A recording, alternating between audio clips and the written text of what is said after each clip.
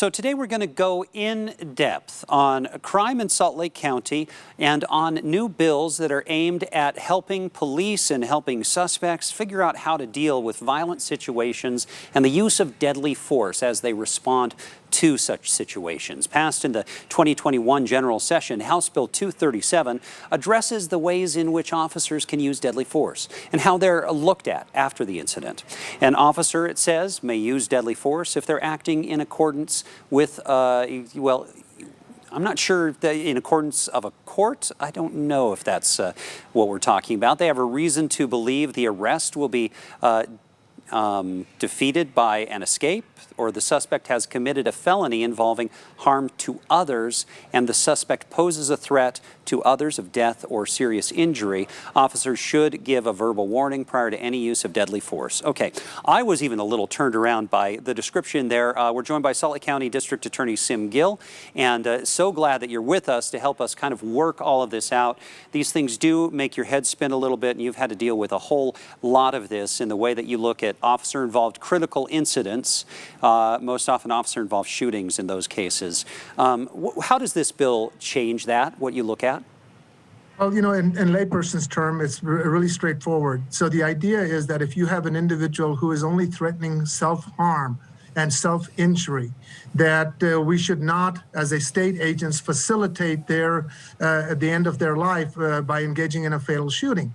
So it still protects officers, but by this codification, what it's really doing is giving officers on the line who also don't want to engage in that in killing somebody who's only self-suicidal an opportunity for strategic or tactical withdrawal from the situation.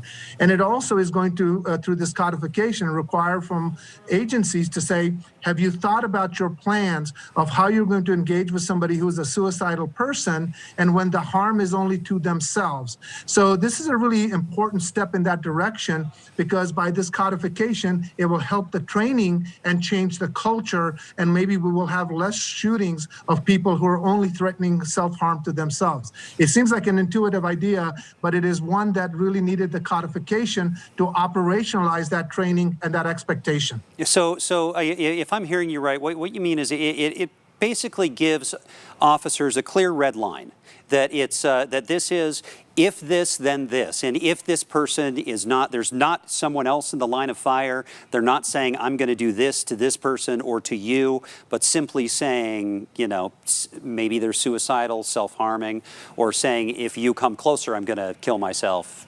Just don't come closer.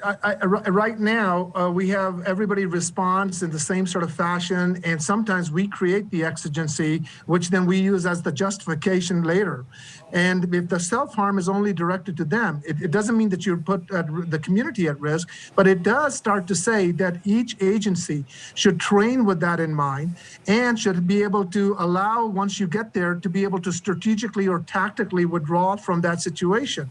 This really, you know, we had a recent shooting where we had a self-suicidal person, but the way we responded, and then we closed that distance and we created that exigency, and maybe if this law had been in effect and the training had been there, maybe we could have contained that situation without it resulting in death. So that's really, it's really going to give officers a expectation of how they're going to interact, and it's going to also demand from each law enforcement agency, from their leadership, to saying that we should really have a cohesive plan of that interaction, which has sort of historically been missing. We believe in it, but codification makes it a requirement. So, you know, the kinds of things that come to mind as I hear this, I just wonder, what do you essentially hold any kind of indefinite standoff then, where you are simply like you're outside someone's house and they've had a gun, but you know they've let all the other family members out or that sort of thing, and you just kind of, police just have to camp there until the person comes out? It certainly allows us to have some time to assess the situation. It allows us to sort of make sure that we can protect the community without having to rush into that interaction, which is going to require the use of that lethal force. And so it is really about changing that training and then ultimately changing that culture, which will give us better outcomes, hopefully, than the current one is giving to us. Because currently, at any a conservative estimate is between 25 to 30% of my officer-involved shooting involves somebody who may be going through a mental health crisis.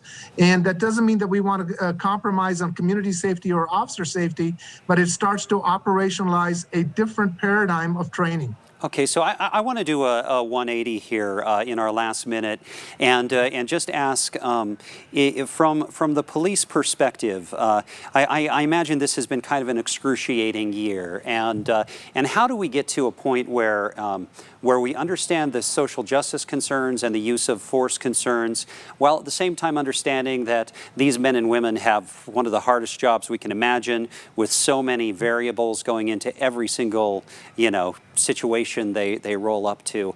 How do you get your head around how we support both sides? I think, first of all, we acknowledge that both sides have a truth there. One is that it's a very difficult job, which is very dangerous, and we ask officers by default and laziness from public policy to do more and more. And maybe we shouldn't be asking them to do that.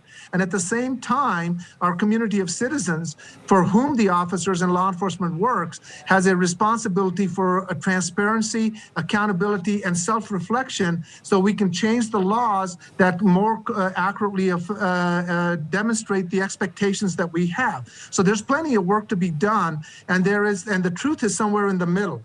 And it is a difficult job, but we also have a community of citizens that feel like our process isn't transparent, and maybe our rules are far too inclusive, where we are not meeting the ideals and the expectations of our community.